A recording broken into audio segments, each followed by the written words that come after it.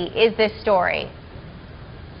You know, it's not really that crazy at all in a weird sort of way. You know, there's this famous test in artificial intelligence, you know, this old computer science test that was called a Turing test. And the whole idea was that a machine could prove to you that it had intelligence if you could put it in a room and feed it questions and it would respond like a human. If it could bluff its way to sounding human, then for all you knew it was intelligent. And Twitter is a little bit like that. When you can't meet someone and they're tweeting at you and they're acting in certain ways and they're acting in ways you would expect someone in that position to act, it's very, very difficult to tell the difference between someone who's running a hoax and someone who's actually the person that they claim to be. You know, whether that's, you know, me tweeting endlessly about Ben Bernanke's squash game. I used to always talk about my drop shot and the trouble I had when the humidity was high and what it did to my beard, and people went for it, which was just lunacy, right? Right. You know, we've talked about these parody Twitter accounts before, fake Twitter accounts before. Most of the time, it's all in good fun. But, I mean, in this case, are there legal or criminal ramifications here? I mean, charitable donations were made in this girl's name to the Leukemia Foundation. I mean, a woman's picture was hijacked on Facebook.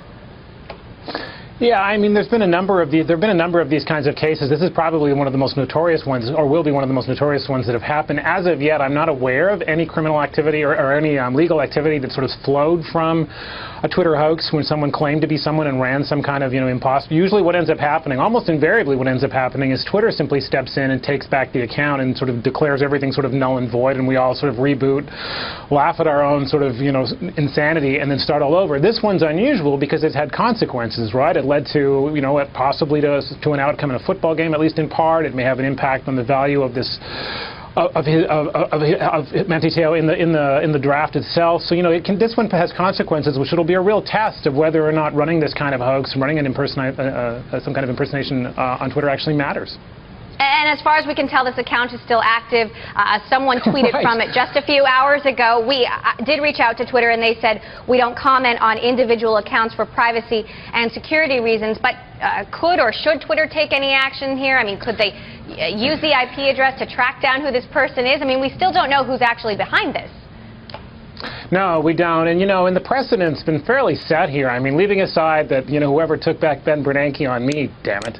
But the precedent has been set that, generally speaking, these hoax accounts are shut down and taken back, especially if they're causing ongoing mischief. And if the person behind it hasn't been transparent that this is truly, you know, fake Emily or whoever else. That, you know, and if you don't do that, then the precedent is the account gets shut down. So I find this one unusual in that it still exists and is still out there, you know, taunting people.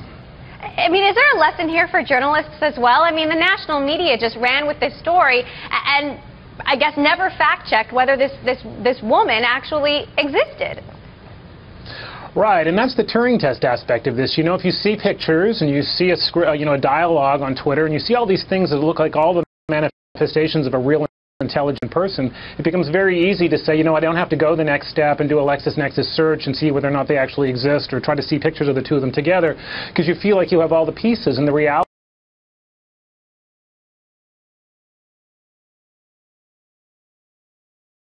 is that, you know, all of this stuff really just creates the composite of a person, not a person at all. And so, you know, we'll see more and more people get trapped if they don't go the next step of actually making sure that there is someone behind this stuff, because it is so easy and so fast to run this kind of hoax. So what do you think of Manti? I mean, how much did he know, and how much does this affect his career? My guess is he knew nothing. I mean, it certainly doesn't seem likely. It's not necessary that he did. It's very, you know, I've seen many circumstances where exactly this happened and the person had absolutely no idea, naively going out and believing that they are conducting this conversation with a real person. My guess is this blows over unless it turns out that he did know something, perversely enough. It will otherwise be seen as sort of, you know, innocently having fallen for something and acting in the way that many of us would hope we would act in those circumstances, and gone out and done something noble and heroic, and it just turns out that he was hoaxed.